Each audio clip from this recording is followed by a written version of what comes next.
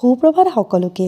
মোৰ দিনৰ আৰম্ভণি হৈয়ে গ'ল। গা পা ধুই তুলসী গছত পানী ঢালিয়ে চাকিখোৰ দি ল'লোঁ।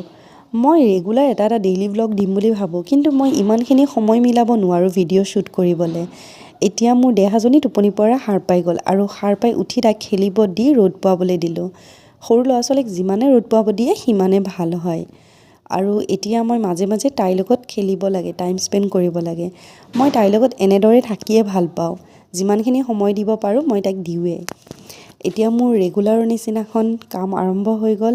চাফ চিকুণ পৰিষ্কাৰ কৰা, সেয়াই আৰু আমাৰ সকলোৰে জানেই ন, ৰেগুলাৰ কাম কৰিলেও শেষ হয় জানো কোনোবাৰ। আৰু মই যিমানখিনি পাৰোঁ ঘৰ দুৱাৰ চাফ চিকুণকৈ ৰাখোঁ।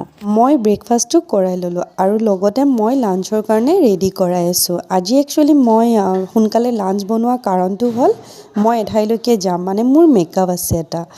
তো মই তালৈকে যিহেতু যাম, তো মই সোনকালে যিমানখিনি পাৰোঁ কামখিনি সামৰিব চেষ্টা কৰি আছোঁ আৰু লগতে দেহাৰ লাঞ্চটো মই ৰেডি কৰাই আছোঁ।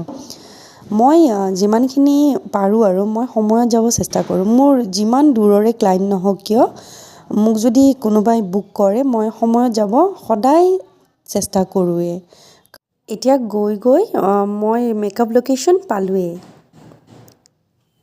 তেখেতে বিচৰা ধৰণৰ মই লুকটোও দিছোঁ আৰু লগতে হেয়াৰ ষ্টাইলটোও দিছোঁ। কেনেকুৱা লাগিছে লুকটোও চাব আৰু লগতে হেয়াৰ ষ্টাইলৰ মই এখন ফটো ক্লিক কৰিছিলোঁ। কমেণ্টত জনাব যদি ভাল লাগিছে। ঘৰ আহিয়ে একাপ চাহ ল'লোঁ আৰু লগতে দেহাৰ লগত অকণমান দেৰি টাইম স্পেণ্ড কৰিলোঁ। কৰিলোঁৱেই। আজি একেবাৰে চিম্পলকৈ বনাইছিলোঁ চালাড আৰু চিকেন কাৰী। এতিয়া দেহাক খুৱাই ময়ো খাই বৈ ৰেডি হ'লোঁ শুবলৈ।